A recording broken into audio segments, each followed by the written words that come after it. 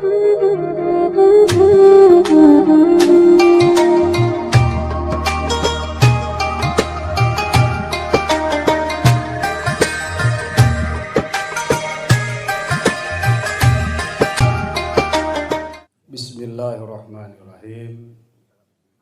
Assalamualaikum warahmatullahi wabarakatuh. Alhamdulillahirabbil alamin alladzi ja'alana minal mu'minina wal muslimin. Allahumma shalli wa sallim ala sayyidina wa maulana Muhammadin sayyidil awwalin wal akhirin wa ala alihi wa ashabihi ajma'in wa liman tabi'ahum bi ihsanin ila yaumiddin. Amma ba'd.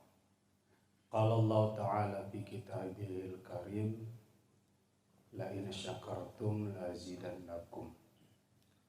Wa qala Rasulullah sallallahu alaihi wasallam faman kanat hijratuhu ila Allahi wa rasulih wa hijratuhu ilallahi wa rasulih ila akhir hadis.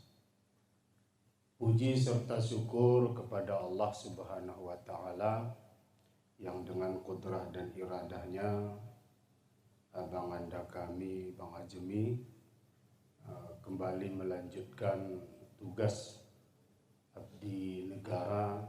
Semoga beliau sehat walafiat, zahir dan batin, begitu juga keluarga. Kemudian salat dan salam kepada baginda Nabi kita Muhammad sallallahu alaihi wasallam yang menjadi idola dan tauladan kita, yang sangat kita harapkan syafaatnya nanti di padang mahsyar sehingga menyebabkan kita menjadi ahli surga.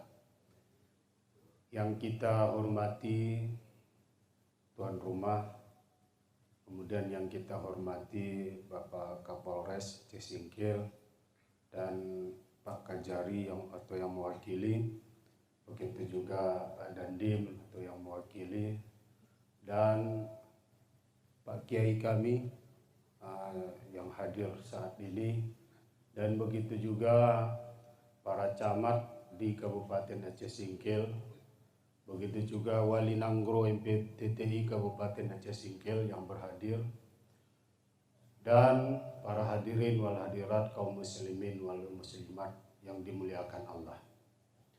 Alhamdulillah bahwa Allah Subhanahu wa taala menjadikan kita berbangsa Indonesia. Kehebatan orang Indonesia yaitu apa? Bermacam-macam suku, berbagai macam bahasa, tetapi mampu dalam kesatuan Republik Indonesia.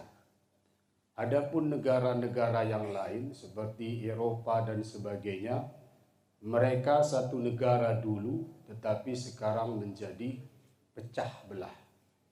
Maka kita harus bangga sebagai orang Indonesia. Kenapa?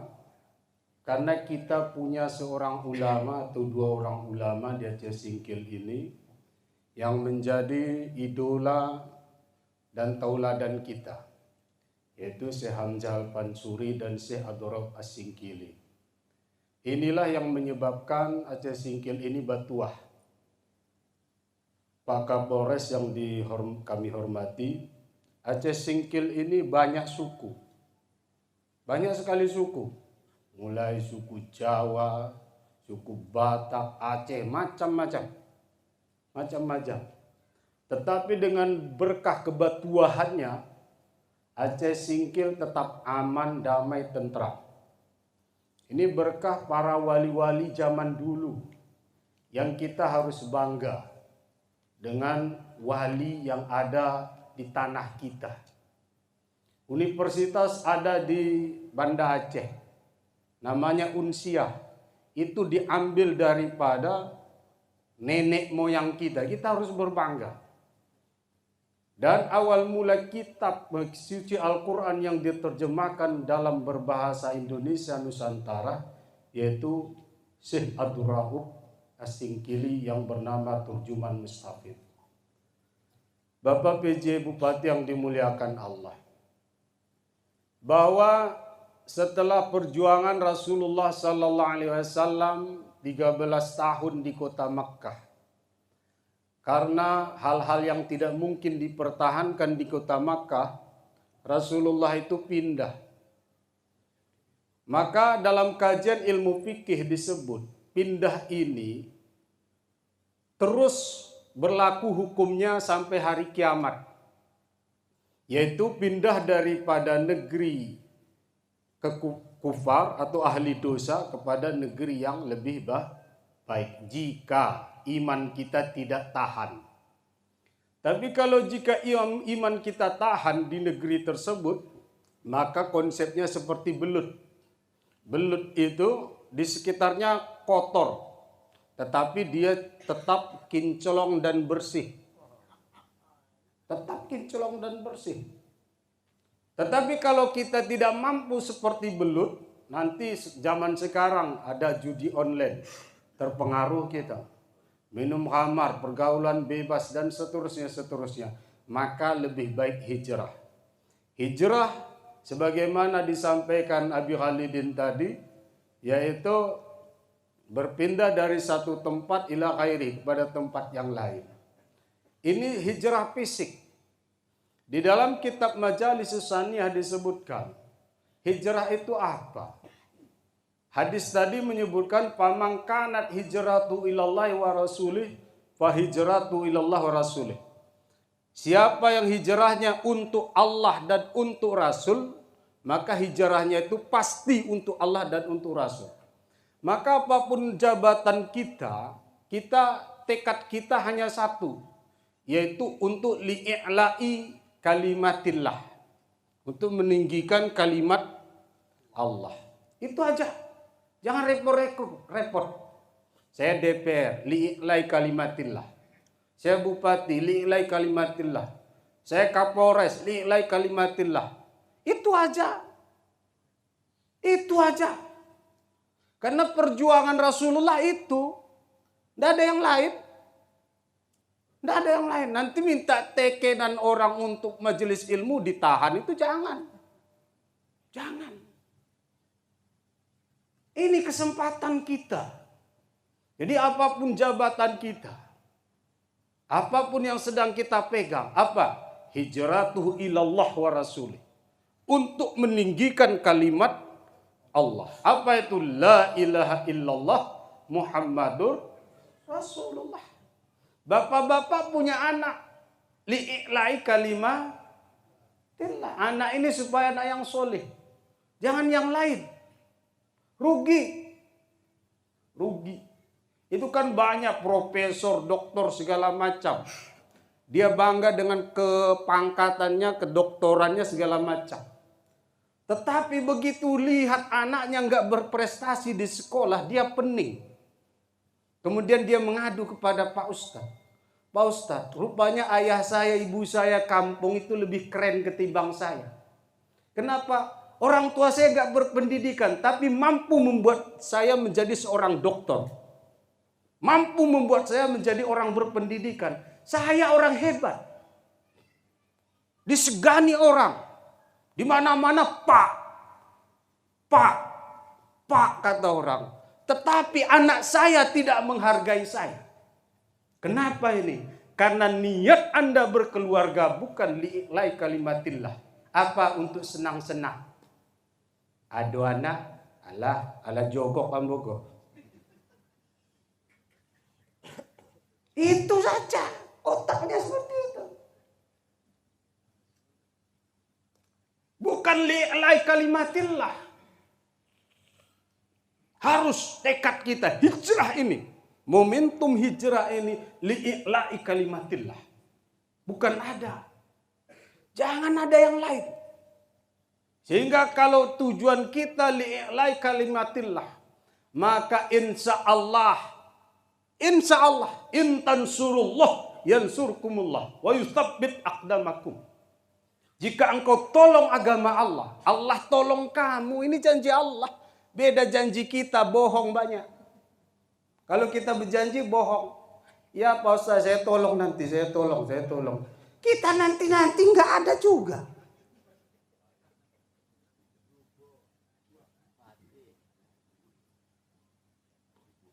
Janji kita begitu. Di jadwal jam 9, rupanya mulai jam 10. Bapak bulan belum datang. Ini janji kita. Janji Allah itu pasti. Apalagi bonusnya selain Allah tolong apa? Wa yusabbit aqdamakum. Allah kokohkan tekadmu.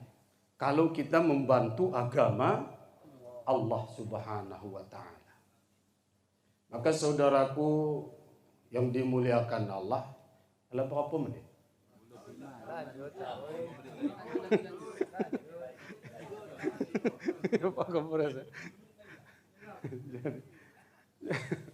Para alim, para ulama, ini agak serius ya. Jadi tujuan kita adalah untuk meninggikan kalimat Allah di Aceh Singkil ini.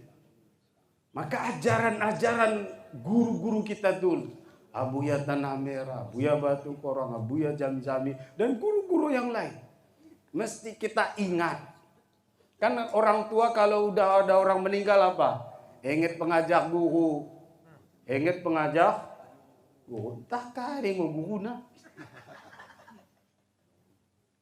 kan? Tak kari guru na. La ilaha ini. Maka ketika tujuan kita Allah, insya Allah nyaman hidup kita Bapak Ibu. Berkeluarga nyaman, punya anak nyaman, semuanya nyaman, makan nyaman. Orang-orang yang enggak ingat kepada Allah, mereka kalau memakan daging berpikir, ini kolesterol naik nih. Kolesterol naik. Ahli zikir mengingat Allah Subhanahu wa taala yang tujuannya tekadnya Allah, biar umurnya berapa itu daging enggak apa-apa sama dia. Daging enggak apa-apa. Itu istri saya heran, saya makan daging banyak. Heran dia. 1 kilo itu sama saya aja. 1 kilo, 2 kilo biasa aja sama saya. Jadi li'i'la'i kalimatillah. Punya anak, didik mereka pendidikan agama. Jangan lupakan ini. Nanti seperti cerita profesor tadi, dia pening anaknya. Pening dia. Tidak bisa diluruskan. Dia nasihati, dia lebih pintar. Jangan main judi, dia juga yang main judi. Jangan sabu, dia yang sabu. Dia mendidik orang, tetapi anaknya sendiri tidak terdidik. Sebagai penutup, bahwa hijrah ini tujuannya yaitu untuk kita memperbaiki diri kita.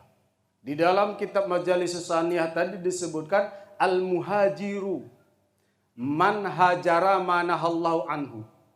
Orang yang berhijrah ialah berpindah daripada hal-hal yang dilarang oleh Allah kepada hal-hal yang diperintah oleh Allah Subhanahu wa taala. Salah satu perintah Allah dalam Al-Qur'an apa? Yaitu ati'ullah wa ati'ur rasul wa ulil amri minkum. Taat pada Allah, taat pada Rasul. Kemudian kepada ulil amri, kepada atasan kita. Itu mesti kita patuh. Kalau santri dia patuh sama pimpinan. Kalau kita bawahan patuh sama atasan.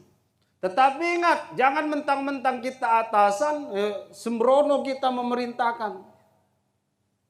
Sembrono. Kenapa? Karena Rasulullah mengingatkan bahwa tidak boleh taat kepada makhluk kalau tujuannya untuk bermaksiat. Ini para bawahan harus ngerti nih.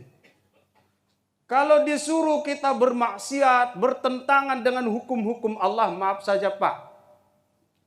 Saya takut kepada Allah. Inni akhafullah. Saya takut kepada Allah. Kalau Bapak enggak takut, enggak apa-apa, saya takut bilang. Siap ini para bawahan. Takut enggak dapat apa segala macam. Maaf Pak, saya tidak tahu. Tidak wajib patuh kita. Bahkan sama orang tuamu sendiri sekalipun.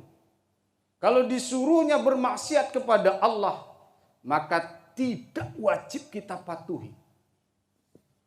Ini tidak wajib kita patuhi. Tidak wajib. Maka berhijrah dari hal-hal yang buruk kepada hal-hal yang baik. Hal-hal yang baik pasti tidak perlu kita terangkan. Hal yang buruk juga tidak perlu kita terangkan.